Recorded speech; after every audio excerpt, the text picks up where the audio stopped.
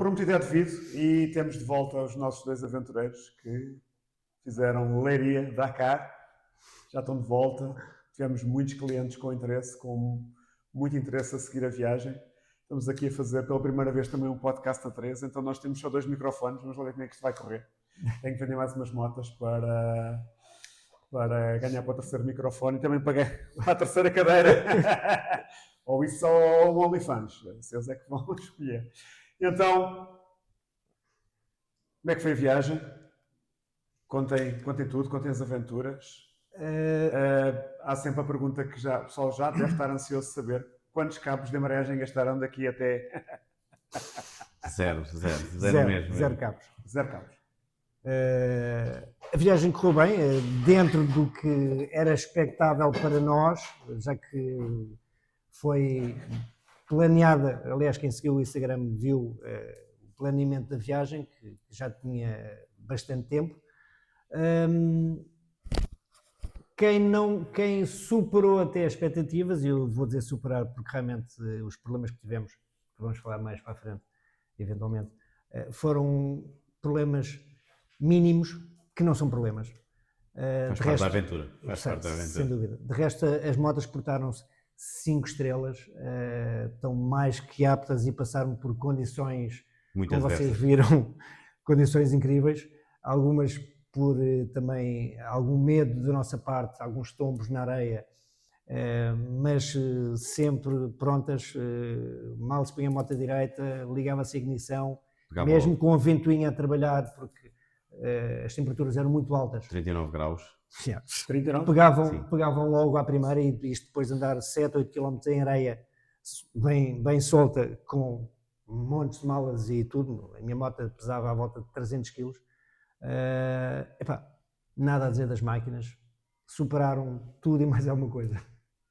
Espetáculo. Eu estava a contar com isso, estava a contar que não houvessem realmente grandes dificuldades mecânicas, porque tínhamos feito aqui uma revisão, também tinha mais ou menos passado aí alguma informação sobre aquilo que precisavam de ter cuidado, sobretudo na parte aí dos apertos e dos desapertos, porque pronto, são pisos que são muito maus, não é? Não é que os tapetes maravilhosos, isso é doido, não é? Podemos dizer que nunca apertamos nada. E não apertaram nada. Não apertaram nada. Nem a corrente. Não houve consumo de óleo. Não, nem a corrente precisaram de esticar. A corrente é mais... A gente também cuidou sempre dela. Todos os dias a gente lubrificava bem, por causa de tipo pisos que a gente andava, e muita areia e muita coisa. Tivemos sempre essa preocupação e ver a tensão da corrente, e ficamos super admirados porque nunca foi preciso, porque a gente até tinha levado por acaso, a gente levou a ferramenta. Toda a ferramenta para isso. E nunca, graças a Deus, nunca foi preciso utilizá-la nada. Nada. E com tanto quilómetro e com o que elas sofreram. 9.000 e não sei quantos quilómetros. Sim, e nunca foi preciso esticar a corrente, a parte da parafusos que a gente estava com medo, de pisos que a gente chegou a andar mais de 30 km ou 40 a atravessar lá aquele parque de Diama. Parque Natural de Diama. Incrível. Nós é que nos íamos desconjuntando. Exatamente, apesar delas terem a suspensão invertida, que não devemos sentir nada nos braços, a gente ia assim, até doía bastante já os pulsos e as palmas das mãos, e a gente a pensar que a moto desmontava-se toda até o ecrã a abanar, e nunca nada. As motas impecáveis, a gente ficou rendidos à marca. Foi volta inteira. Então, os brasileiros chamam isso que é a costeleta de vaca, não é? Sim, a sim. costeleta de boi, a costela de boi. Então foi uma costela de boi. É um piano. Sem dúvida, foi um piano autêntico. É um piano de vários quilómetros. Porque é tudo muito giro se a gente for fazer um passeio na Europa, não é? Porque podemos ter um mecânico, podemos ter uma assistência de viagem, podemos ter uma oficina. Lá não havia nada. Isso era uma das maiores precauções que a gente teve de ter, e a pensar, será que elas aguentam, será que não aguentam? Não. A gente sabia que as motas iam aguentar, mas nunca ficamos completamente surpreendidos com elas. Aliás, há alguns tombos, que houve tombos, garantidamente que há sempre tombos, alguns tombos que nós demos, e quando falamos em tombos não é ir andar e cair para o lado, é a moto está parada, começar a enterrar e nós pararmos, só que de duas uma, ou não temos já pé, ou a moto já está demasiado inclinada e tombamos com a moto para o lado, portanto nada aconteceu. Mas mesmo alguns dos tombos que nós demos, principalmente eu, que dei mais que tu, foi pelo facto de realmente estarmos tão longe que se fosse aqui, se calhar nem metade dos tomos eu dava, porque acelerava em modo off-road, e tem que ser em modo off-road, porque de outra forma Não dá. ela vai cortar tudo, não é? Corta a velocidade porque não tem tração, vai perdendo velocidade, vai enterrando mais e chapéu acaba. A gente chegou em Interrolas até ao Sim, até ao cárter. cárter. Tivemos que estar a cavar por baixo, E tirar as malas para tirar as sairmos malas do e cavá-las para... Levaram pá, então. Sim, foi E quase. com temperaturas de 39 graus, a gente cansadíssimos e a gente não era capaz de as tirar de lá. E o que é que faz? Faz com que a pessoa, sabendo, porque depois há diversos fatores que estão aqui em jogo. contrapeso, em jogo, não é? Que é, ok, eu sei que isto é uma extensão grande de areia, mas se ela for em off-road e se eu der gás, a frente vai mais solta, vai mais no ar e a moto vai sair bem, sem problema nenhum. Mas depois também começamos a pensar, ok, e se isto não corre tão bem quanto isso, eu vou cair para o lado, vou partir uma manete ou vou empenar o pedal das mudanças e depois cheguei aqui. E nesse aspecto aí nós cortamos. E a questão às vezes também não era essa, a questão era que a gente andava por ruas que o GPS mandava, tipo marcado, tão estreitinhas, onde passava carroças a passar eu vi uma coisa motas, passava tudo. Hotel, e então não dava para a gente passar. A gente ia aquelas estações de areia, e, apesar de ser só areia, chegamos a fazer mais de 15 km no meio de marcados e ruas estreitas, não dava porque tinha sempre alguém a atravessar-se no caminho a estrovar. E então, com o peso das motas, é incrível. Essa de Marrakech foi giríssima. Essa eu é que fazia a orientação. Nós tínhamos a orientação de onde íamos dormir e fiz questão de ir dormir mesmo nos locais mais recolhidos, no meio das medinas, por esses sítios, e então era giro com o Carlos. Nós íamos sempre a comunicar um com o outro. O Carlos dizia, pá, mas tens certeza que é para aí? E aquilo era ruas super apertadas que as malas quase não cabiam, aliás, como viram no Instagram. E para se tivéssemos de dar a volta já não conseguimos. Sim, nós paramos naquele sítio porque aquilo não tinha saída. Não dava para fazer. Não dava. Pronto, são aventuras. Por acaso eu vou fazer só uma pergunta que estou com curiosidade, a ideia é deixar-vos falar.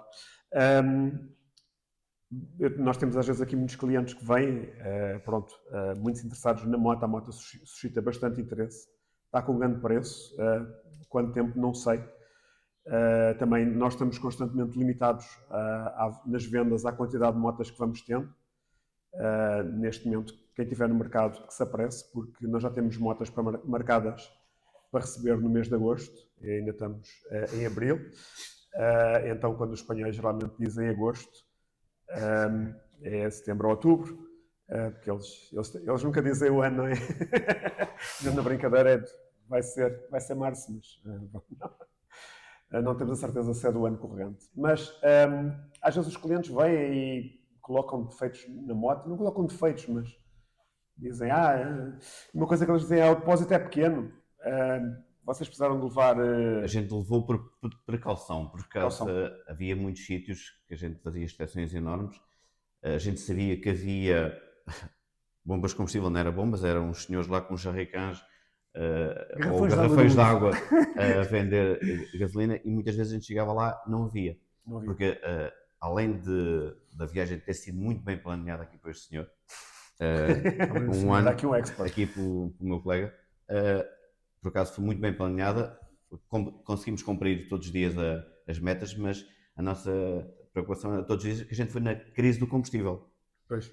Houve sítios que chegamos a fazer 5, 6, 7 postos a tentar arranjar combustível na área de combustível. Isto dentro da cidade. Dentro da cidade. E então, quando a gente fazia extensões enormes, não havia nada daquilo. Não, mas nessa situação onde haveria o risco maior, seria quando entrássemos na Mauritânia, principalmente de Nouadhibou para Nouakchott, que são 500 e qualquer coisa quilómetros, em que nós sabemos de antemão que ou eventualmente poderemos encontrar as tais ditas áreas de serviço, são os garrafõezinhos com combustível que estão encostados lá numa barraquinha e que, enfim, em último caso vamos utilizar aquilo, não sabendo o que é que estamos a pôr lá para dentro, mas vamos utilizar.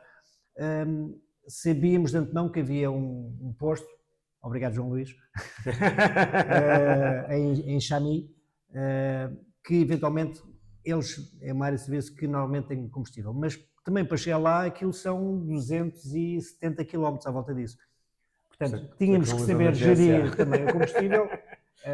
Uma das faltas que isto tem e continua a ter, eu acho que é realmente não termos autonomia. Mas pronto, nós sabíamos minimamente os consumos que fazíamos quando ela entrava na reserva. Porque um traço dá bastante quilómetros. Normalmente fazemos 110, primeiros. 120, o primeiros. primeiro traço. Depois aquela Do cai muito terceiro de para repente. baixo, cai de repente. Cai de Mas, repente. pronto, mas nós sabemos que depois, ok, ali ainda temos Sim. mais 80 km, Mas 70, com a algum gente fez jeito. sempre na casa dos 110, 130, chegamos a fazer 280 km. Sim, com Só com depósito. Só Só com com depósito. depósito. É E 110, 130. Sim. 290. Chegamos a fazer 290 km com depósito. 110 a 130 andamos naquela Ok, casa 5,5 de média. Pá. e, Não, mas, e chegamos a fazer abaixo disso. 90 km e a gente sabia bem que ainda tínhamos aí 2 litros de gasolina. Não, a nível de Quando a gente consumos, depois enchia, a gente via quanto é que ela tinha. a nível de Realmente, consumos, só quando arrancamos daqui até Algeciras, é que consumimos mais, porque que temos mais pronto, pressa. nós fomos sempre na casa dos 100, eu não devia dizer isto, né? Senão ainda sou multado, entre os 140 e os 150, 160, chegamos a 160, que aí ela fez 6 litros. Tirando isso, fez a minha, porque ele não faz isso. Ele faz menos de 2 decilitros a meio Chegou a fazer litro, meio a litro menos, sempre, por porque causa não tinha alforjes e é uma causa parede mais grande leve. e além de que a minha estava Fica mais mais pesada. aerodinâmica. Mas depois foi sempre na casa dos 5.3, 5.2, cheguei a fazer 4. Depende dos trajetos. Chegamos a fazer. Tu, Eu cheguei a 3.9. fazer 3.8 e tu Sim, sim, 4.1. 4.2, 1 ou 2, sim, Sim. à volta disso. Mas ótimo, ótimo. É, nada a mas dizer. não Mesmo parece. com- A questão às com- vezes é mais a questão da Sim. autonomia. Mesmo com o combustível, que obviamente o de Marrocos já tem menos qualidade, mas quanto mais se desce em África, Pior. o combustível Pior também vai descer da qualidade. qualidade. Na Mauritânia e no Senegal, nunca houve stress nenhum pelo combustível, nunca acendeu luzinha nenhuma, quer dizer, acendeu, podemos falar lá à frente, mas nunca foi devido a combustível e a moto portou sempre. A única então- luzinha que acendeu foi a do motor, por acaso ela tombou para o lado.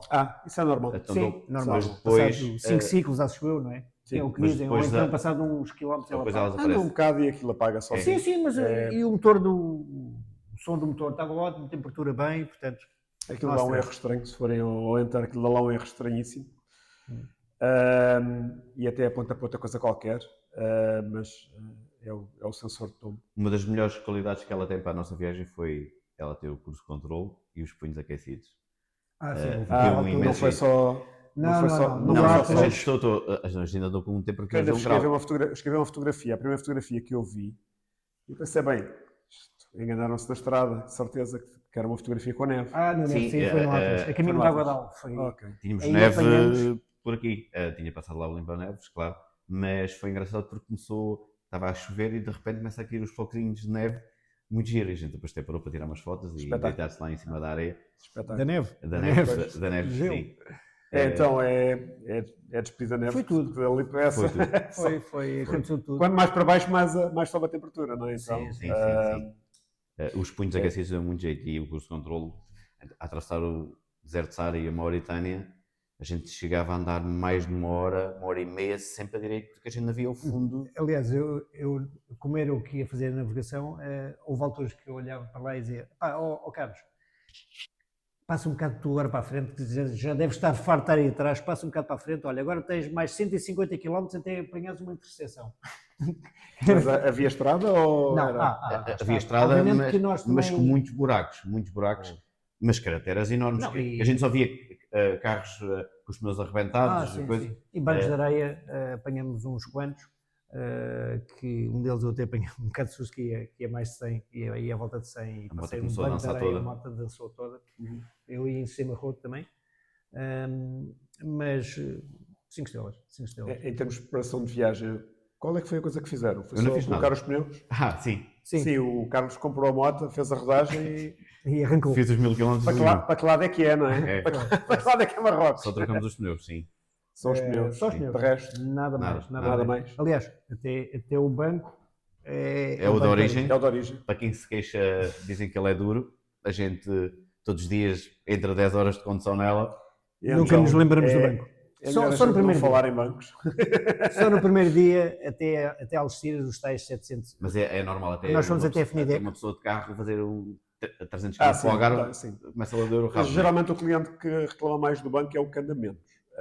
Nós, a moto que temos aqui, temos uma moto com 42 mil quilómetros e o proprietário, ele diz que não tem interesse no banco, porque ele está ótimo. Já tem quantos anos a moto? Não tá- não. A minha posso ter que tem Não 3 tem meses, problema. já tem 10 mil km, 10 mil e Antes tal disso tinha quilómetros. uma Suzuki V-Strom, então ele diz que mais ou menos é uma coisa.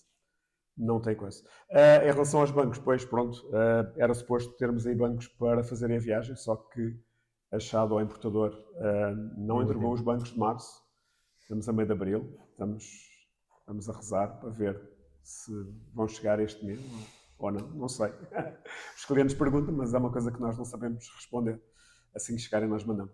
Mas pronto, é um item que está aí com bastante sucesso e infelizmente agora a primeira entrega. E a também segunda podemos entrega dizer da que Shadow qualquer modo de aquecimento no banco funcionam todos lindamente. Tanto o 3, o 2, o 1, porque já ouvi algumas críticas a dizer que notava-se mais num para o outro. Mas não, todos trabalhavam impecável. Bem, no 3 é aquela só coisa. mesmo que eu faço. Pronto, se for com umas calças mais Claro, grossas, sim, vai sim, sim. isolar mais. Claro. Às vezes há clientes que também vêm aqui que queixam-se do calor da moto e depois chegam de calções. Pois, eu realmente Assim. eu já vi em vários fóruns da Voz as Sim. pessoas a queixarem-se. É do lado direito, não é? Que dizem que sai muito calor da moto. sim. Nem sei, Eu não sei nem qual é o sei- lado, não porque eu sei o que é que- sinceramente não noto nada. Eu não Não sei o que é que Nunca vocês estão a notei, falar, não sei. Nem eu, mas agora sei, nem que eu. não sei. Essas pessoas de certeza não devem estar habituadas a andar no tipo de motas, porque eu já- Então, nós, por exemplo, vamos falar de voz. Nós temos aqui clientes que têm 525 e eles reclamam, então faz muito calor. não notamos. E eu fico a pensar, mas faz muito calor comparado com o quê? Com uma Honda PCX? Não, por exemplo, Qual é porque é assim, aquilo não faz calor nenhum. Se queres andar uma voltinha ali numa 1290, não, é que uma não, Ducati Multistrada Enduro. eles experimentem andar numa 07. Sim, Aqui dentro da localidade vão ver o que é sentir calor nas pernas. sim. A gente não notou. Sim, mas pronto, é aquelas coisas que nós não controlamos. Então, sim, faz calor. Há pessoas que sentem mais, outras que sentem menos, mas é como eu estou a dizer, às vezes eu tenho aqui clientes que reclamam, a moto faz muito calor, e chegam aqui e vêm de calções no verão. Claro que se estiverem no trânsito com calções vão sentir.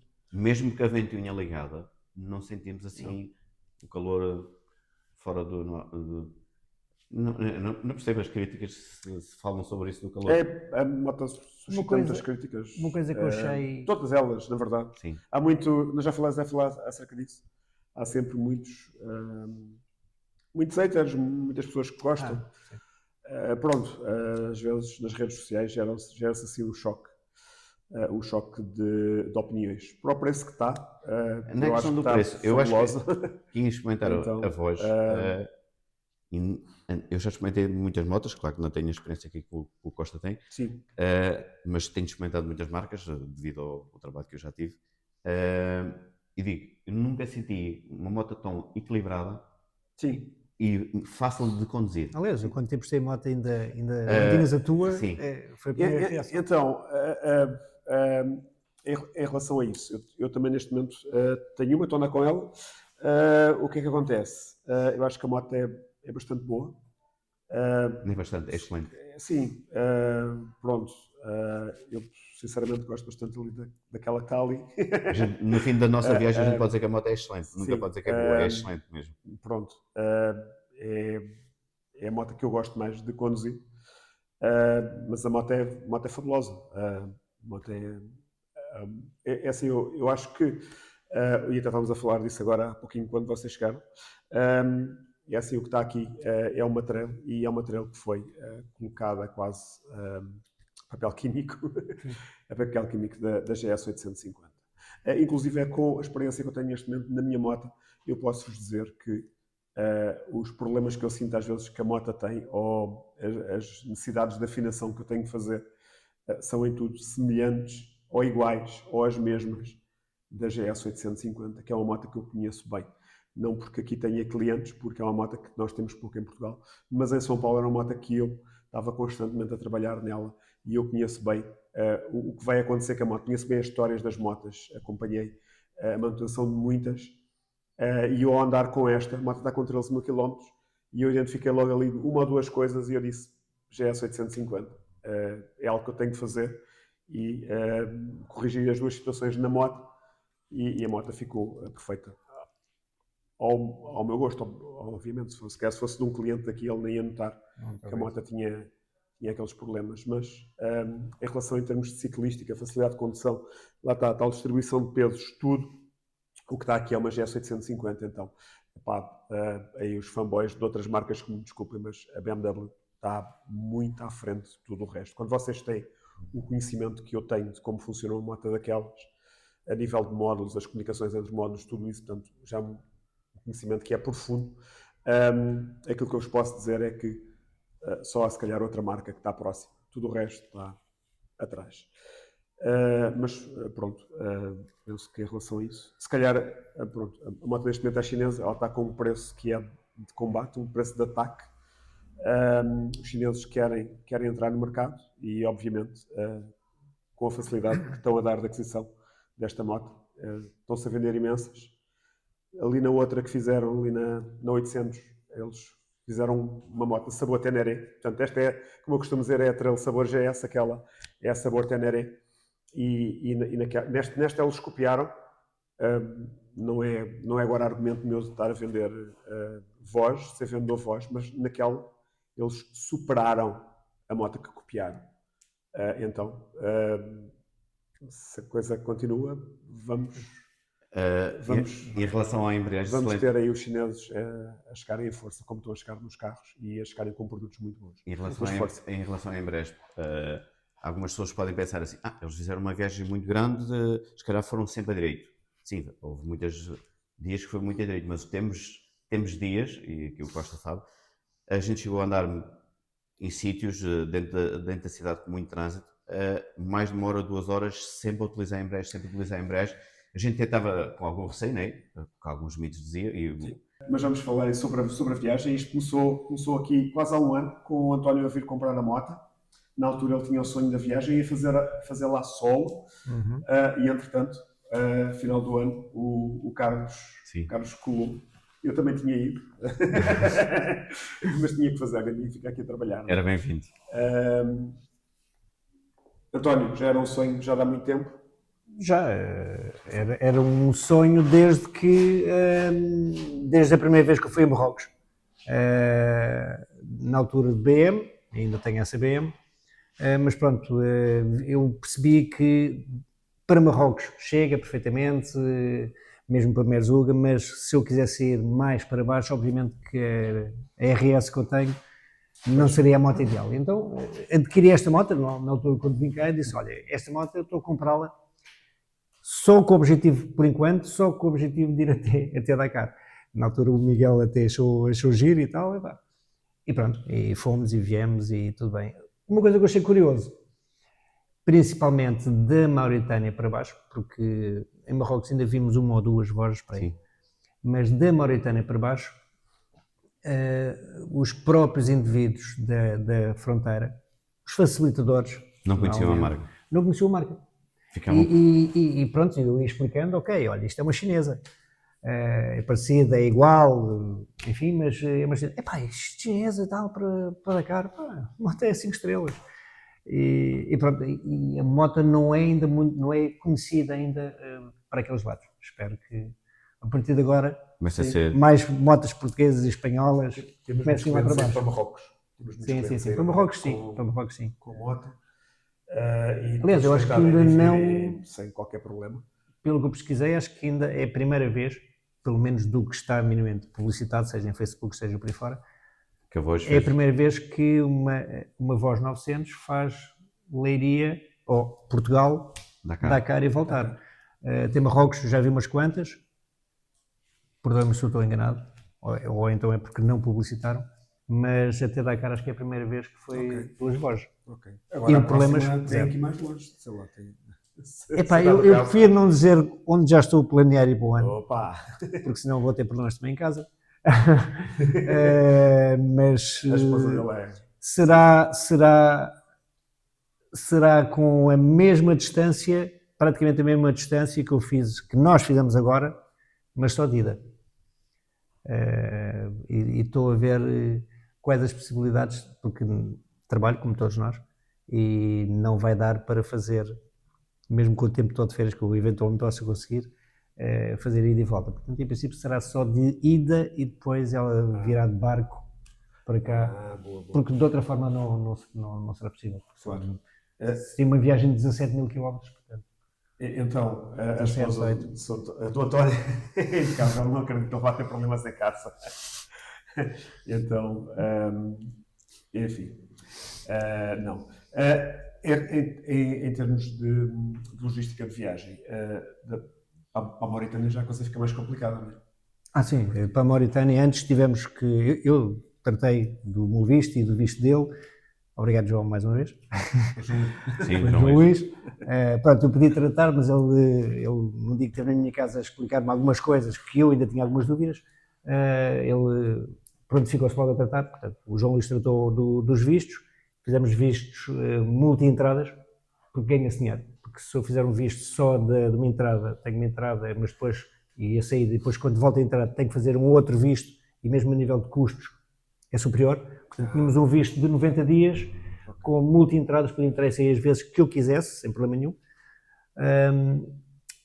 Depois, além disso, temos que fazer o seguro, porque para Marrocos, normalmente nós vemos na Carta Verde se tem, o meu tem tudo, mas Senegal e Mauritânia não faz parte dos acordos da Carta Verde, nem sequer existe essa possibilidade, portanto temos que fazer um seguro para andarmos lá, que é feito também na fronteira, e assim como é em Marrocos, que tem um cartãozinho que é para transitar com a moto lá, o DUA fica na carteira, nunca mais se mexe, e temos aquele cartãozinho para transitar lá. A mesma coisa se passa na Mauritânia e no Senegal.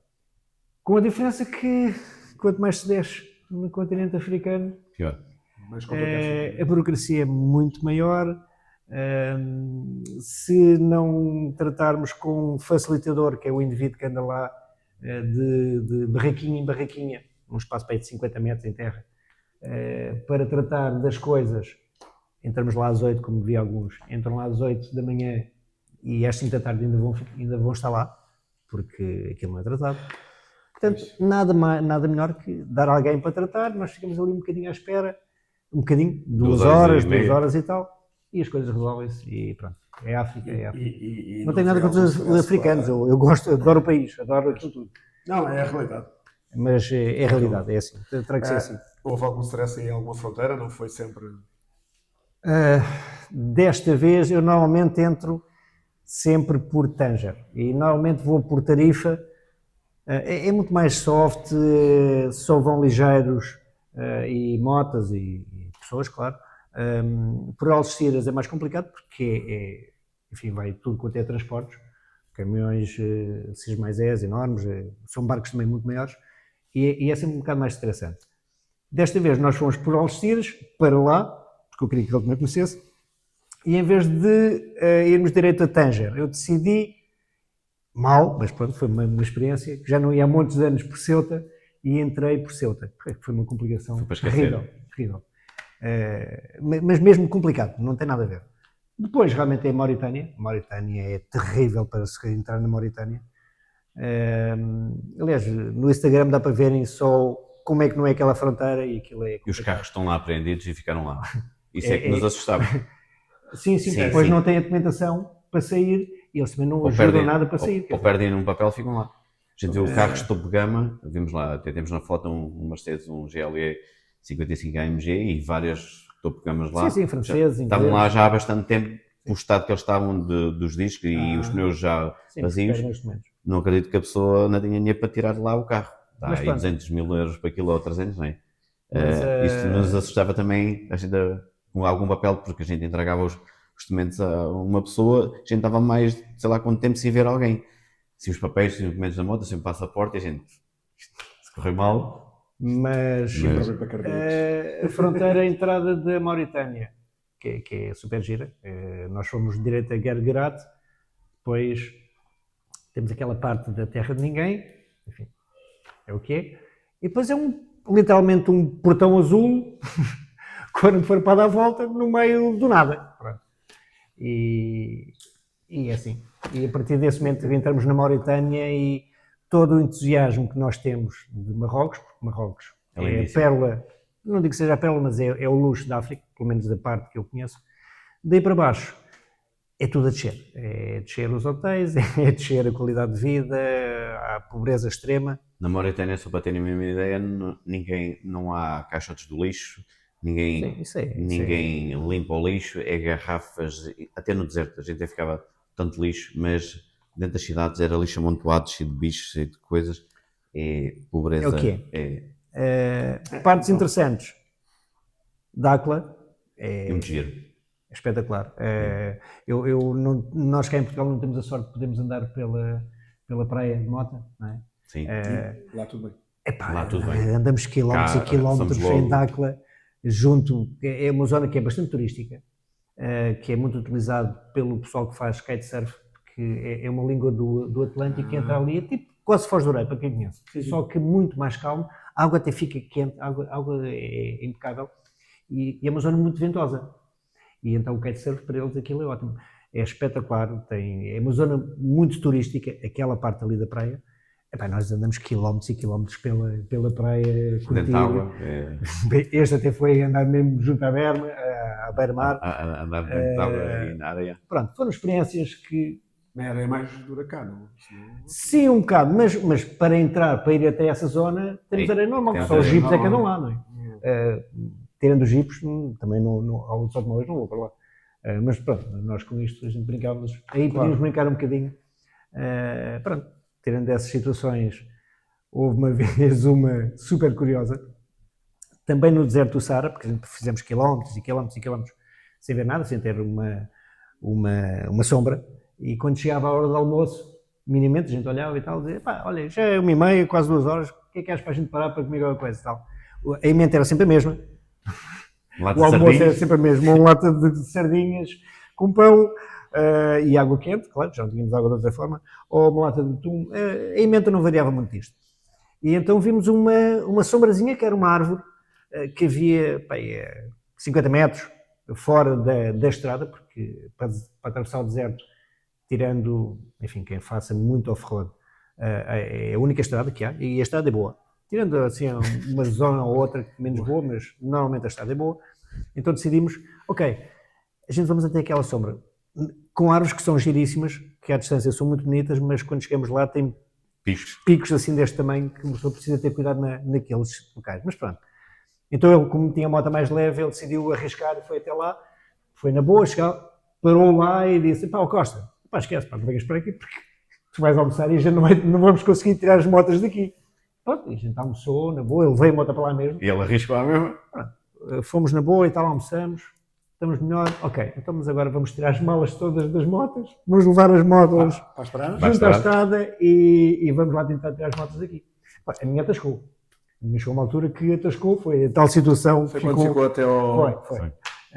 Mas pronto, tudo faz parte da aventura e se não acontecesse, nós não estávamos aqui a contar e não tinha a mesma piada. Basicamente é isso. E assim, pior momento da viagem, mais difícil? Pior momento? Esse foi a chegada, porque para nós ir a Dakar e não ir ao Lago Rosa, que sinceramente não me disse grande coisa, eu sou um adepto, um fã de tudo que seja de esportes motorizados e aquilo é um sítio icónico, é emblemático, que era onde acabava o Paris-Dakar. Nos bons anos. Exatamente, nos bons anos. E para mim, eu ir a Dakar e não ir ao Lago Rosa seria todo impensável. E o GPS decidiu que nós havíamos de ir lá por um outro caminho. Se calhar não havia outro caminho, se calhar, não sei. E fizemos, não, havia, tanto nós já vinda para cá fizemos outro. Sim. E bem melhor. Sim, bem melhor que a gente fez. Fizemos para aí 8 ou 9 quilómetros. Mais. Eu já só digo 8. Em areia. Epá, é sério, eu nesse dia tombei para aí 2 vezes, até já não sei. Foi o dia que eu tombei mais vezes. E houve uma altura que o calor era tanto, as motas pesadíssimas, nós a transpirar por tudo quanto era pó. Houve uma altura que a gente já nem conseguiu os dois levantar a moto. Era isso que quer dizer.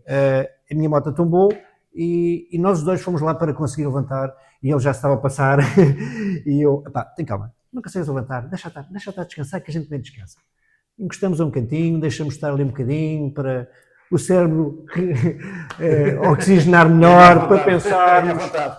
E pronto, depois a gente levantou a moto e eu andei mais um bocado a pé para ver onde é que estávamos, porque depois o Garmin dava para ver, minimamente, onde é que estava o lago e onde é que nós estávamos. Epá, isto já falta pouco, vou mais um bocadinho ali à frente para ver se o terreno está melhor. O terreno melhorava um bocado, epá, não.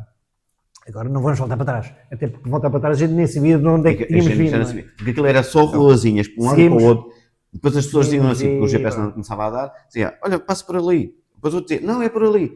Depois era para a esquerda, para a direita, para a esquerda, para a direita. A gente, sei lá, fez muitos quilómetros, que a gente depois, para sair de lá, a gente já nem sabia sair de lá. É assim, e pessoas a atravessar, carroças, coisas, no meio de ruas muito estreitinhas, mas Alcatrão não havia, areia mesmo.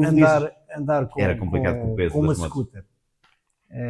Para já eles, aquilo é o terreno deles, e andar com uma scooter ali, uma moto super levezinha, para eles é na boa, quer dizer, um gajo andar com uma moto de 300 kg, ainda por cima nem sequer pode acelerar muito, porque tem pessoas à frente, ou aparece-lhe o que ele está a dizer, uma carroça, qualquer coisa.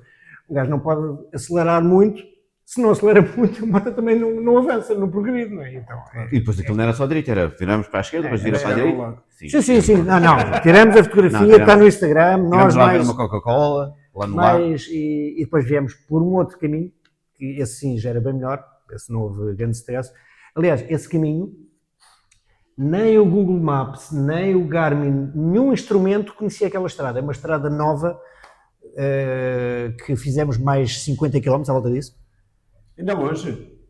Não, quer dizer, depois nós, quando fomos ao Lago Rosa, que é em Dakar, nós seguimos logo direito a Bosdur. Ok. Eu pensei que... Sim, mas não, Bosdur não. Eu é que ia com o Lago Rosa São mesmo em Dakar. São Luís. E o professor já falou em 50 km. Não, do centro de Dakar ao Lago Rosa são 30 e tal quilómetros. À volta disso, não é por aí. Só que depois, como nós queríamos fazer tudo seguido, nós, depois de estarmos no Lago Rosa, seguimos para São Luís, porque já íamos voltar para cima.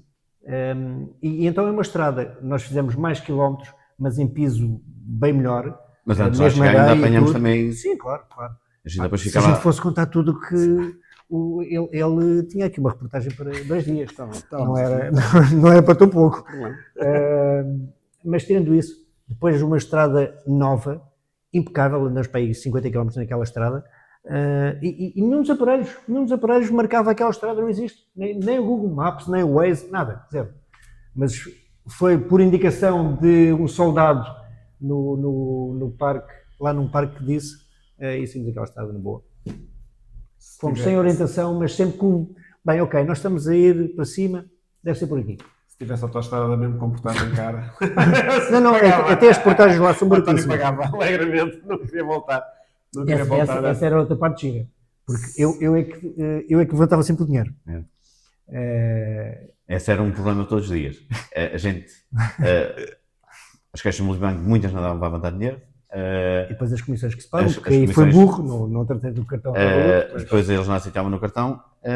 Tentar saber onde é que se trocava dinheiro, isso era todos os dias um problema para nós. Então se tínhamos alguma autoestrada ou alguma coisa qualquer assim, para eu não parar, eu dizia, dava-lhe, autoestrada, olha, toma lá o dinheiro, ficas tu com esse, que é para chegares à autoestrada, escusa eu estar parado e estás tu parado, ou então paravas as 2 motos uma ao lado da outra, olha, para as 2, quanto é que é X? O gajo abria a cancela e passávamos as ao mesmo tempo. Pronto. Okay. Mas foi situações super giras.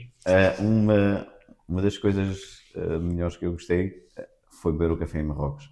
É engraçado que ele no trabalho, o Costa, dizia que, porque ele já era a 5ª vez que ia a Marrocos, dizia que bebia café numa carrinha tipo uma Renault Express ou uma Kangoo. Mal estás aberto. Eu pensava que era cafezinho da avó, mas não. Eles têm uma máquina do café lá dentro da carrinha, deve ser ligada à bateria. O café é tão bom, tão agradável. Eu nunca vi café tão bom em parte nenhuma. E já, nem expresso? Sim, expresso. Não, o café é ótimo. É ótimo. Mas é só em Marrocos. E é giro porque porque para a Mauritânia já não encontras isso. Sabe bem, às vezes nós vamos assim na viagem e depois de comer lata de sardinhas ou seja o que for do almoço, a gente anda um bocado, então passar um bocado, somos capazes de encontrar uma carrinha daquelas e tal, encostamos à berma da estrada, temos lá um banquinho e tal, café, dou café, se vou poder, o gajo lá faz aquilo e tal. Os 2 pacotinhos não, cubinhos de açúcar, sim, o açúcar é em cubinhos, eles próprios mexem e tal, aquilo devem fazer tipo uns milkshake quase, de andar ali a mexer e tal, o café fica top. Ok. Muito bom mesmo. Fica a dica, pessoal. Mas é mesmo bom, muito bom mesmo. Não é. A gente agora até chegar aqui, a gente sabe que o café já não tem aquele sabor que a gente via antigamente nos cafés.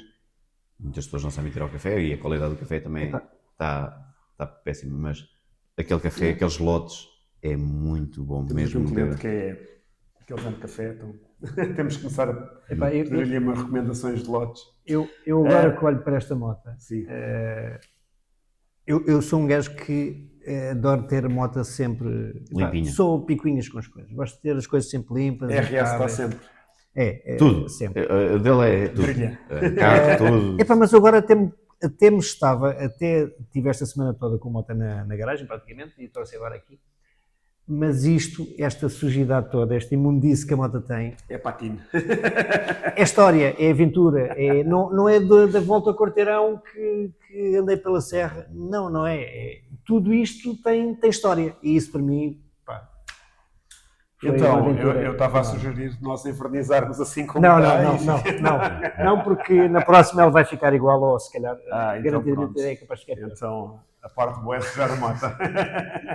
Falar em sujar, agora vamos ter que limpar, não é? Pois, agora esse trabalho não vai ser meu desta vez. Desta vez não. Vai ser um trabalho grandioso.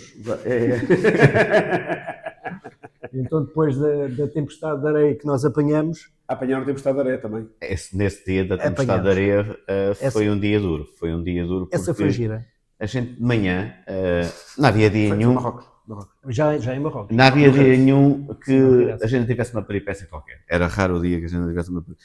a gente concluía sempre as metas, mas não havia um dia que a gente tivesse uma coisa qualquer que acontecesse. Ou não temos GPS, ou problemas que a net, nunca havia net, o telemóvel umas vezes trabalhava, não trabalhava. Sim, mas nesse dia a gente arrancou, estava uma boa temperatura, 20 e tais graus. Depois, de repente, cai para 19. A gente foi bastante tempo em t-shirt. Essa foi a caminho... O Costa dizia, antes que era melhor vestir para vestir os casacos. Vestimos os casacos, passando um bocado, mas já era aí umas 3, 4 da tarde. Sim, foi o dia estava a correr espetacular. Da HDIR. Sim, e a gente sabia que tínhamos que passar por um ponto desses do combustível de Jarricãs. Mas antes disso, depois começou a chover, mas a temperatura caiu para 28, 30 graus. Estava a chover e estava vento. Depois, nunca mais parava, a gente viu no meio do nada lá uma casita, a gente estava sempre a ver se tinha mar, ou uma coisa qualquer para a gente ter uma bebida fresca, não tinha nada, fomos beber um chá, que eles bebem muito chá. Ficamos lá para ver se a tempestade passava da chuva. Nessa altura ainda não havia tempestade de areia, mas a gente já vinha a conduzir à chuva um bom tempo e muito vento. A gente apanhou todo tipo de situações, mas o que gostava mais era conduzir com o vento, porque a gente para andar direitinho tinha com as motas todas inclinadas. E depois começava a doer aqui o pescoço e a gente ficava, quer não, porque a gente não deve ir com os braços tijos, mas de segurar a moto a gente ficava. Paramos lá um bocado, arrancamos, começa a tempestade de areia. Não, essa parte foi gira. E depois não se via nada, íamos a 30, 40 km no máximo, não se via nada, com os 4 piscas ligados. Depois paramos para tentar pôr combustível, aquele senhor não tinha, lá dos Jarricãs, a gente já tinha feito 200 km. A gente ainda faltava 280 km para irmos dormir. O senhor disse, olha, e uma à frente há de haver aí 50 km, 60, há de haver aí umas bombas. A gente, ok, a gente tinha 200, a gente sabia 280, 290 km a gente fazia, ainda tínhamos 5 litros de sempre de reserva. Ok, arrancamos, porque a tempestade de areia horrível. De repente apanhamos uma rotunda, o caminho manda-nos virar para a esquerda. E havia uma estrada em frente. Eu digo assim ao Costa, Costa, para aí, temos que ver se há uma bomba. Miguel, eu paro na rotunda, virei-me assim para trás, mando parar o caminhão, assim, a rajada de vento mandou-me ao chão, caiu para o lado. Eu, a falar com o Costa, com os capacetes, o Costa ajuda-me que caiu para o lado. Ele, que é isto? Caí, estava parado. Ele depois estava com medo de deixar a moto dele, porque o vento queria derrubá-lo, lá conseguimos levantar a minha, depois eu puxei a minha devagar para a dele, a ficar a segurar as duas e o vento a querer largar as duas. Ele lá foi falar com o senhor do camionista, disse que ali à frente de 3 km para aí é capaz de ver uma bomba. Estamos no limite, tínhamos que tomar uma opção. Depois conseguimos, a gente só estava a rezar que houvesse combustível. Havia, voltamos para trás e foi engraçado. Depois fizemos 160 km, sim, assim haver uma bomba de combustível. E disse ao Costa, ainda bem que a gente não arriscou, valeu a queda, que eu para o lado. Depois, nesse dia, depois ferrou-se a chover muito. Foi até depois tivemos que atravessar uma cidade pior que Lisboa, muito trânsito e maior que Lisboa. É bonita, só que nós passamos a cidade, Agadir é muito bonito, só que nós atravessamos a cidade mesmo já durante a noite. Aliás, foi o pior dia. Foi, que a gente já chegou, eram quase 10 da noite. Toda a gente preocupados. Não, mas não foi nesse dia, foi no outro dia. O primeiro dia que ficámos mais preocupados foi no outro dia. E nesse dia também. Sim. E depois a gente a tentar conseguir chegar sem haver nenhum acidente, porque apanhamos pessoas sem luzes, em contramão. Depois, tanto viravam com 3 vias, estavam na direita, viravam para a esquerda, ou da esquerda virava para a direita, a gente ficava ali afinal, a tentar atravessar aquilo tudo e rezar que o GPS não enganasse a gente que o hotel era aquele. Nesse dia foi um dia complicadinho. Mas pronto. Então, isso foi as dificuldades da viagem. E as dificuldades aqui com a moto, houve alguma coisa que corresse mal? Não, nunca. Nunca. Só dar a chave e... Só dar a chave. Diz. E levantá-la, não é? A certos dias a gente já não tinha força para levantar. Compraram muitos terrenos. Mas isso não era culpa dela, era culpa nossa. Para não pensarem que nós estamos aqui a dourar a pílula, houve, e no início eu falei isso, que eventualmente podia falar, que eram pormenores mesmo pormenores, foi por 2 vezes, uma ou duas, não tenho certeza, na minha e na dele 2 ou 3, não sei, que falhou a pressão dos pneus. Agora, isso é importante, isso é importante. Antigamente andava-se de moto e a gente dava um chute. Tinha quantos quilómetros? Pronto, a gente dava um chute no pneu, tem ar, está bom, siga. Às vezes não acusava nada. Às vezes termos a informação, ficamos preocupados. Também não deixa de ser, por algumas mentes, algo que é... Sim. São coisas que podem acontecer. Por acaso ali das 525 tem o termómetro a temperatura e toda a gente... Pronto, é mais um grau, fica logo em pânico, não é? E aconteceu-me também... Os 100 graus. A parte para quem tenha problemas em relação a isso. Quando às vezes isso acontecido, não sabemos o porquê, acontecia, ficava sem pressão dos pneus, passado um bocado aparecia novamente, estava tudo ok. Sim. E quando isso aconteceu, a parte curiosa foi que quando aconteceu com a minha, na dele estava boa. E eu sabia que tinha mais uma décima de bar em cada um dos pneus, portanto, se eu tivesse algum problema, dizia, Carlos, por que tens aí no pneu de trás? Então o meu está X, deve estar bom. Então isso é só uma perca de comunicação. Só isso, foi só isso. Não aconteceu. A minha, outra coisa que a minha aconteceu, a da Costa nunca, acho que só aconteceu uma vez ou não aconteceu. Eu ligava e às vezes o demonstrador não acontecia nada. Não, mas isso, na minha ficava tudo não preto. É o caso. Mas eu via os piscas a ligar e depois passando um bocado ela não ligava e olha, dava a chave e ela pegou sempre. Na minha, isso aconteceu, mas era por desconhecimento da pessoa. Ou seja, não é desconhecimento porque eu até sabia, só que na altura a gente pensa em tudo, menos no que deve. O próprio display tem um sensor de luminosidade aqui neste canto.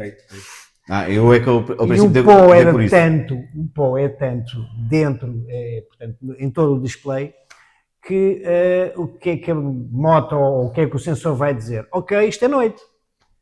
Isto é noite, vai baixar-me a luminosidade. E eu olhar para lá e assim, caramba, mas a ele nunca tinha acontecido. Então eu, com a luva, só passava no sensor e automaticamente...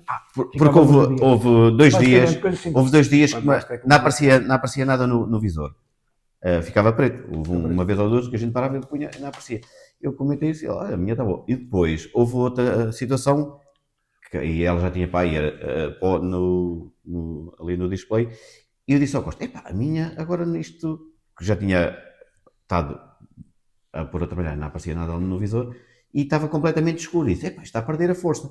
Aconteceu uma vez, ou depois passando uma vez ou duas, como aconteceu, o Costa depois é que aconteceu na dele, passa assim, com o dedo ali a limpar, ficou logo com a luz mais clara. Fez-se luz. Fez-se luz, basicamente é isso. Mas e a próxima, António, a próxima aventura é de Voja? Não, isso garantidamente que é de Voja, aliás.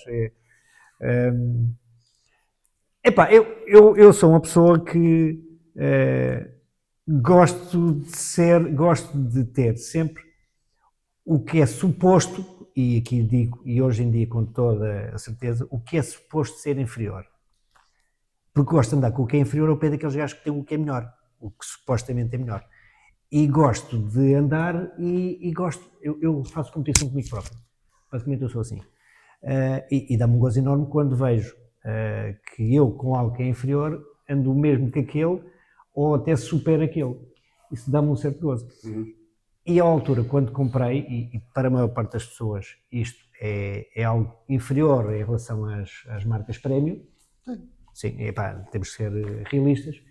O que é certo é que isto, sendo uma marca que não é premium, eu acho que agora já está muito mais próximo de uma marca premium do que algum dia poderia estar, não é? Sim. Não, e garantidamente que vai ser esta. Sim. Os chineses fazem coisas boas, coisas más e como todos os lados. Hoje em dia já fazem coisas muito melhores. Isto é uma prova. E garantidamente vai ser com esta moto. Isso sem sombra de dúvida. Então, e os mais lindos devem estar já a dizer, vai de voz que é para a aventura ser mesmo.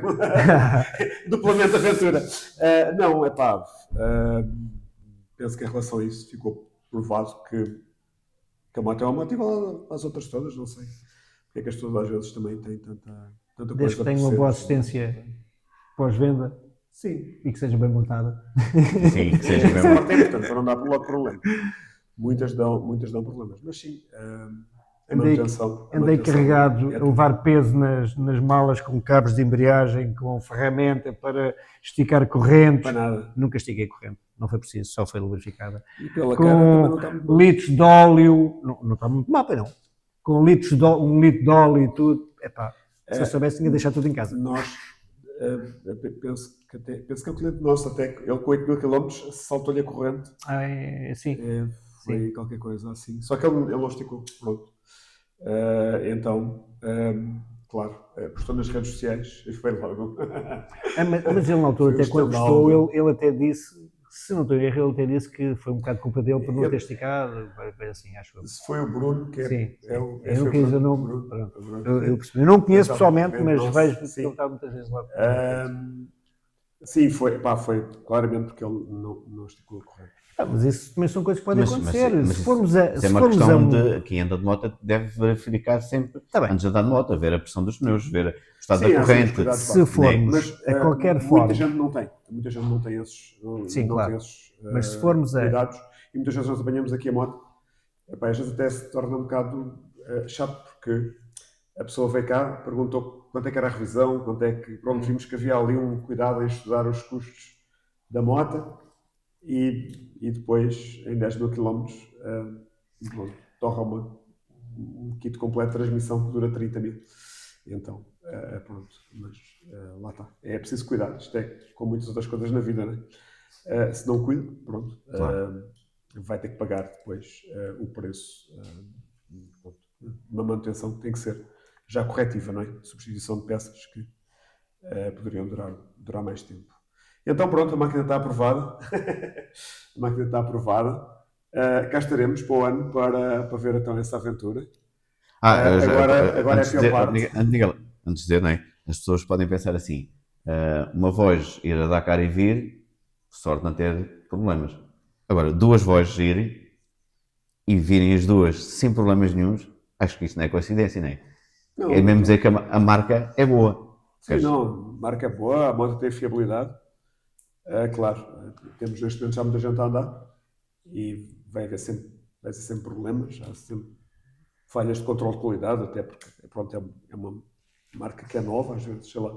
São coisas ridículas, é um espelho da 525 que abana, às vezes ali o seletor da caixa que se deforma e ganha muita folga, pronto, são coisas simples. Problemas de motor nunca tivemos, realmente é aquilo que as pessoas têm mais medo, mas nunca tivemos problemas assim graves de quadro ou de ciclistas, não. Às vezes os problemas que temos mais, pronto, essas pequenas coisinhas, é uma coisa que às vezes me aborrece um bocado, que é os clientes que deixam as motas na rua. Depois as motas, claro, têm um envelhecimento brutal, e o cliente ao fim do ano chega aqui, a moto parece, sei lá, saiu da Cracolândia. As nossas agora aparecem. E ele está aqui a dizer-me, olha aqui, isto está com ferrugem Ferrugem aqui na corrente. Bem, tenho uma moto que está com a corrente toda ferrugente. E moto de rua, tem 1 ano e meio para aí. Mas isso não é lubrificada. Mas ele está aqui a dizer, olha, aqui está a ganhar ferrugem, aqui este parafuso está a ganhar ferrugem. E eu, olha, já fiz um vídeo, ACF50, Macoff, HCB1, colocou, não. O que é que você quer que eu faça? Então, você vai dar uma voltinha ali a chover, vai passear o cão, não leva guarda-chuva, constipa-se. A moto é a mesma coisa. Está o ano inteiro a chover e ao sol. Então, vai também ganhar ferrugem em alguns sítios, não é? Normal. Isto não é um carro, não é? Não é um carro. Então, tem uma série de metais que estão aqui expostos, de superfícies.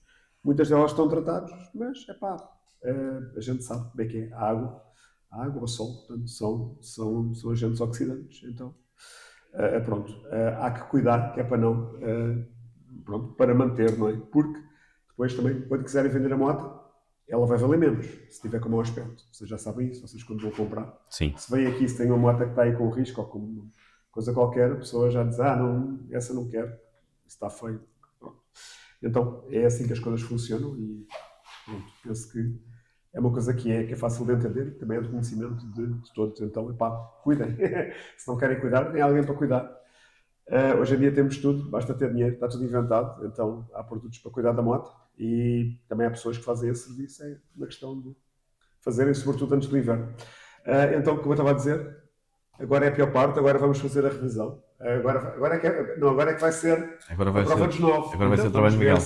E agora vamos encontrar aqui algum defeito, algum Exatamente. problema, algum desgaste excessivo por toda esta condição em que a moto teve a rodar, em que foram 10 mil quilómetros de utilização intensiva. Então também vamos dias entre 8 a 10 horas de condução diários. Todos os dias. Todos os dias. Houve dias que fizemos só 6 horas, mas a maior parte dos dias era 8, 9, 10 horas de condução. Todos os dias. Então, acho que isto é uma prova de fogo para elas. Vamos fazer agora um vídeo, vamos desmontar muita coisa, vamos ver como é que está a moto e vamos postar o vídeo também, não há problema, não estou a fazer isto para mim. Pronto, nós somos, como eu já expliquei no outro vídeo, somos um concessionário pequeno, relativamente ao volume de vendas da moto. Portanto, vendemos poucas motas, à parte disso eu gosto mais de vender, estar mais aqui presente no mercado de usados com outro tipo de motas. É aquilo que eu gosto de fazer. Também gosto bastante da Voz, gosto de criar, gosto de estar a ver a marca a crescer, a marca a evoluir. Também gosto dos clientes que vêm aqui da Voz, graças a Deus. Temos aqui um conjunto de clientes que são pessoal tudo espetacular. Obviamente será aqui também um projeto mais a médio prazo, eu com a Voz, calculo que a marca irá crescer a determinada altura e também com certeza irão querer ter pontos de venda maiores do que o meu, e eu não faço tensões em aumentar muito o tamanho. A minha métrica aqui é mais a qualidade do que a quantidade, então também não quero deixar de fazer outras coisas que gosto. Então está tudo bem e eventualmente também de futuro também planeio entrar em outras áreas. Então está tudo bem, não estou a fazer este trabalho por mim, é uma forma de mostrar aqui uma prova. Qualidade da moto. Exatamente. Então, tudo isto que eu estou a fazer acaba de servir mais até para a marca em si do que para mim. Mas eu tenho todo o gosto em estar, como eu disse, presente aí na vossa aventura. Espero também ter o prazer de estar presente no próximo ano. E pronto, e cá teremos para dar conta de como vai ser e depois também de como foi, se vocês quiserem. Claro que sim. E era agora que supostamente eu deveria estar a dar ao Miguel areia da Mauritânia, que nós trouxemos um frasquinho com o nome da marca, com a voz, com as bandeiras da frente, com o Instagram da viagem e claro com o MG Moto lá. E eu esqueci-me de trazê-lo de casa hoje. Só quando agora vier buscar a moto é que eu depois vou entregar. Mas pronto. Miguel, desculpa. Não era uma surpresa, deixou de ser surpresa. Eu já vi ali no telemóvel, então agradeço imenso. E pronto. E acho que, não sei se querem acrescentar mais alguma coisa. Não, tudo, É isso. tudo bem, Então, acho que toda a gente ficou esclarecida em relação ao tema. Ok. Basicamente era essa Agradeço a ideia visualização, agradeço também o interesse que demonstraram em acompanhar a aventura do António e do Carlos. Muitos clientes nossos perguntavam e já chegaram e já estão lá, já não sei o quê. 47 mil visualizações. Exato. Eu não sou um homem de redes sociais, pouca coisa, não gosto muito, mas achei por bem desta vez fazer algo, até porque era algo completamente diferente e era uma aventura. E realmente 47 mil visualizações em 3 semanas, não chegou a 3 semanas. Muito bom, muito bom. Qualquer dia sou um influencer. A marca está a suscitar também bastante interesse. Sim, nota-se até que a moto está a suscitar bastante interesse. A marca, muitos clientes interessados. É uma novidade e também penso que em Espanha nós temos um mercado muito maior que o português. Sobretudo a nível aí de influencers e isso tudo. E há muitos pessoal a fazer conteúdo para a Voz, então. Pronto. É mais uma métrica de sucesso, não é? O nosso contributo. Mais uma métrica de sucesso. Então, por hoje ficamos por aqui. Agradecer a vossa visualização e vemos em breve para mostrar aqui como é que as motas vieram. Tá bom? Até breve. Um abraço.